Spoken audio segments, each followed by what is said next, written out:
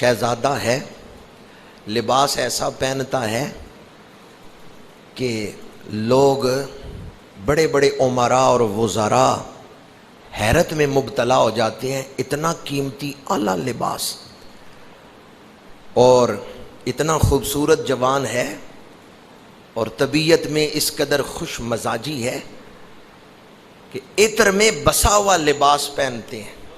جس گلی سے گزر جائیں لوگ پہچانتے ہیں اس گلی سے عمر بن عبدالعزیز گزر کے گئے، ایسا لباس پہنتے تھے، قیمتی لباس، خوشبوؤں میں رچا بسا لباس۔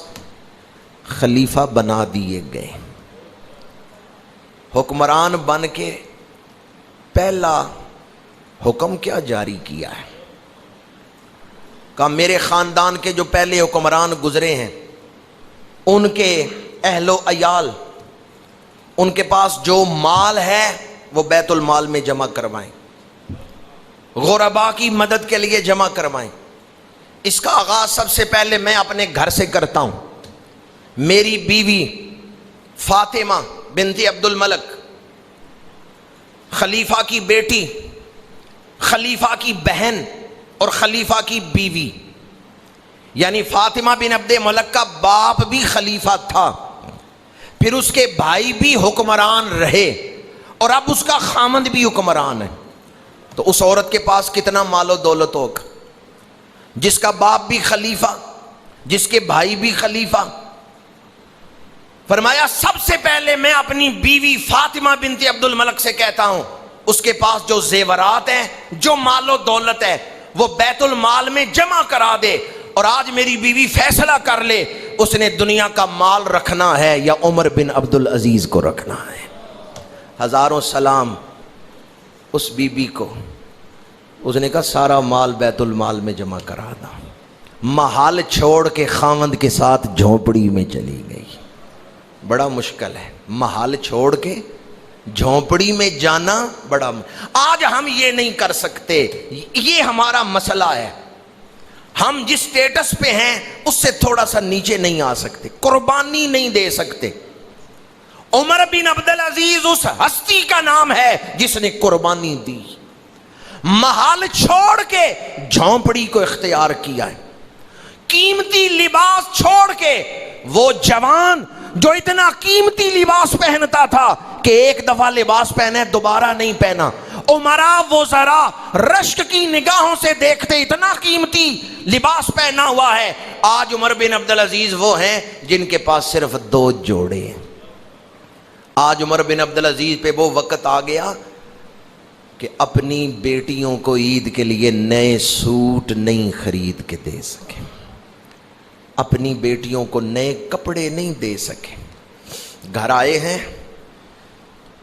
بیٹیاں جوان ہیں، ابا جان سے بات کرتے ہوئے منہ پہ ہاتھ رکھیں، تو آپ اپنی بیٹیوں سے پوچھتے ہیں کہ مجھ سے بات کرتے ہوئے منہ پہ کیوں ہاتھ رکھ رہی ہو؟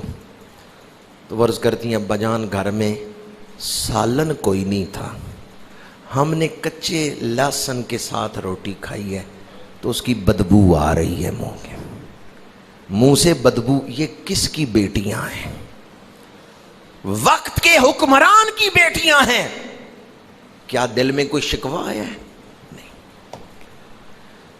کہا میری بیٹیوں، تمہارا باپ تمہیں دنیا کی نعمتیں اور اعلیٰ لباس تو نہیں دے سکا، لیکن تمہارے باپ نے تمہیں تقویٰ کے راستے پر چلایا ہے، جنت کے راستے پہ چلایا ہے۔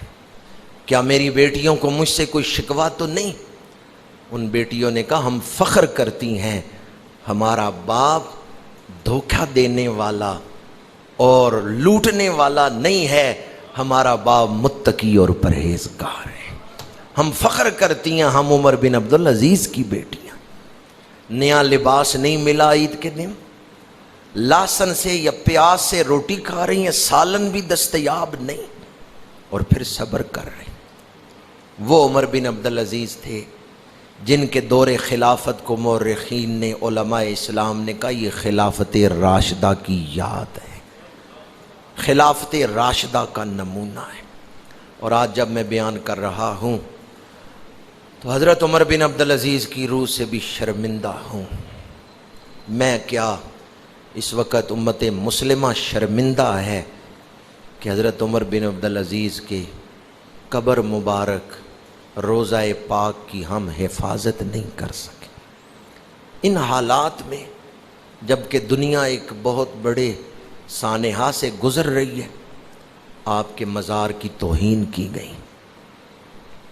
ایسا تو کبھی غیر مسلموں کے ساتھ جنگوں میں بھی نہیں ہوا کہ انہوں نے ہمارا کوئی علاقہ فتح کیا اور ہمارے بزرگوں کی قبریں کھول لی ہوں، جیسا اس دور میں ہوا ہے کہ حضرت عمر بن عبدالعزیز کی قبر کھودی گئی اور اب تک پتہ نہیں کہ آپ کا جسم وہ کہاں لے گئے، اور آپ کی زوجہ حضرت فاطمہ بنت عبد الملک کا جسم کہاں لے گئے، اب تک پتہ ہی نہیں. یہ اس دور کا واقعہ ہے، یہ چند دن کا واقعہ ہے. آج ہم شرمندہ ہیں حضرت عمر بن عبدالعزیز کی روح پاک سے کہ ہم ان کے مزار پاک کی حفاظت نہیں کر سکتے. یہ وقت اللہ کی بارگاہ میں دعا کرنے کا وقت.